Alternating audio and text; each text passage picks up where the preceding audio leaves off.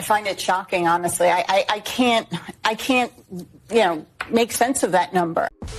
It appears all is not well in leftist land. I'm going to show you multiple instances where they are having trouble understanding or are shocked that their lawfare and propaganda are not working in the way it was intended to work. We're going to start off with an MSNBC clip where they are talking about a poll that showed the people who were participating in the poll thought that Joe Biden presented a greater danger to democracy than Donald Trump did. Naturally, because they never leave their bubble, they were completely shocked about this. Another thing interesting in this polling was more independents said that they worry about President Biden weakening democracy than Trump, 53% to 42%. What do you make of this? I find it shocking, honestly. I can't, make sense of that number. I wish I could. I wish I had some really great insight to it. But I don't know if it's an outlier or not, because the other numbers with independents and Biden are going in the right direction. So that may be it. But also, just one thing I wanted to add on to what Basil said. This trial's not on TV. You guys do a great job reporting what's happening. But if there aren't those images coming out of the courthouse, people feel like they know this story. We've heard about it for a long time, so it doesn't surprise me that they're not interested. James Carville is not happy as well. It appears as though he's getting the message that the average person sees these Trump trials for what they are, which would be obvious political lawfare against your upcoming opponent in the presidential election. In Trump's more ahead than he's ever been.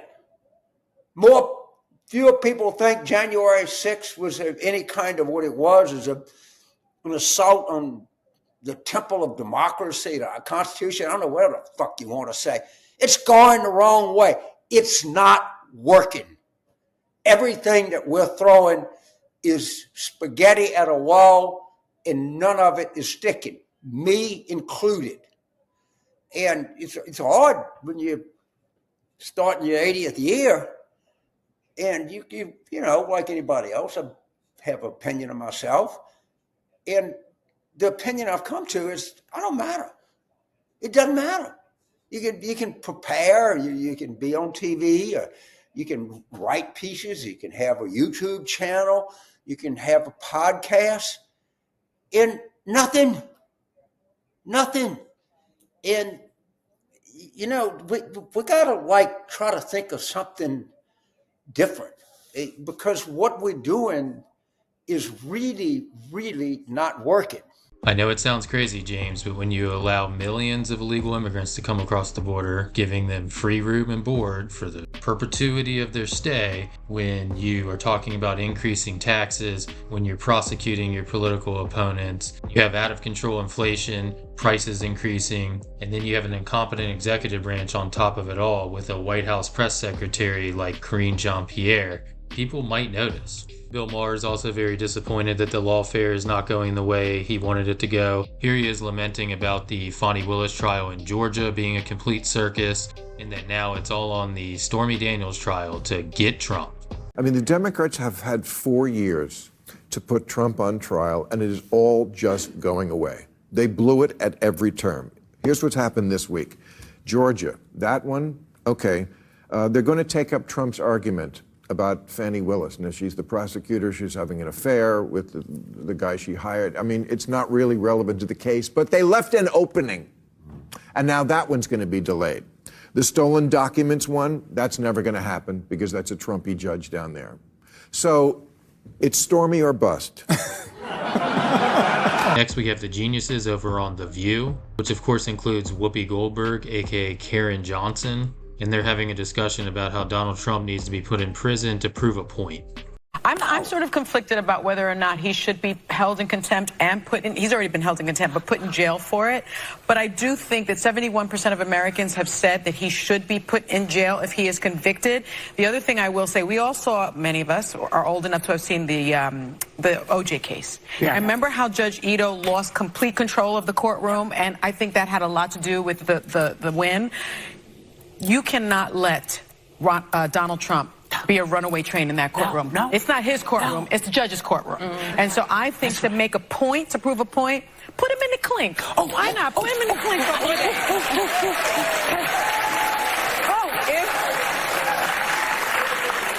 I don't want this to sound like I'm doing wishful thinking. Yes.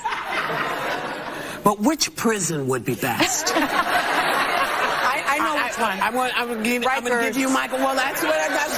Number one is Rikers. But, you know, I'm okay if he goes to Alcatraz and they reopen it. You know? Maybe. You know? What about Guantanamo Bay? Okay? Yeah. Well, that'd be close to Mar-a-Lago. Melania can come and visit. That's right. What about Supermax?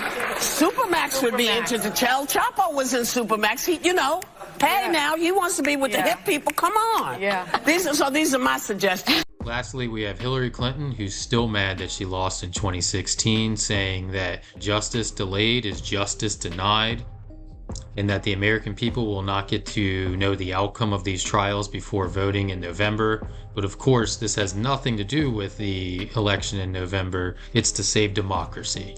And then at the end, she tries to make it about gender and say it's only men trying to hold on to power, which is quite ironic coming from her, considering that she's still blaming Russia for losing in 2016. The pressure and the stress on our system, our country, our Constitution, our future is so intense for those of us who understand what's at stake. And I don't mean that in a derogatory way to others, but if you've been in this world as you and I have, and you've studied it and you've watched it, it is a very difficult time right now.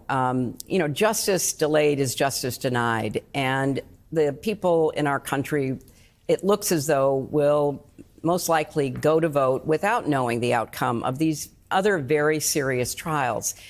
And the one that is going on now currently in New York is really about election interference. It is about trying to prevent the people of our country from having relevant information that may have influenced how they could have voted in 2016 or whether they would have voted. I think that the defendant, the former president, knew exactly what he was doing when he went to such great lengths to try to squash, bury, kill stories, pay off people, because he understood the electoral significance of them. So I think that this is not, though, about the past, because the other cases are about election interference. And he's practically promised us, if you listen to him at his rallies, you read his interview with Time magazine, that if he doesn't like the way the election turns out, he's going to do something again to try to prevent the lawful winner from taking office. I mean, I was Secretary of State traveling around the world on behalf of our country, trying to persuade leaders to believe in democracy, to believe in the peaceful transfer of power, to accept election results after appropriate challenges were made. And, Trump had all the time in the world to make those challenges, and he was shut down by courts. He was denied by Republican as well as Democratic election officials because there was no evidence. This is all about power, how to get it, how to keep it, how not to give it up. That is so opposite of everything we believe or should believe in our country about how we are a nation of laws, not of men. And they are men who try to put themselves above the law, try to hang on to power. We came, we saw, he died.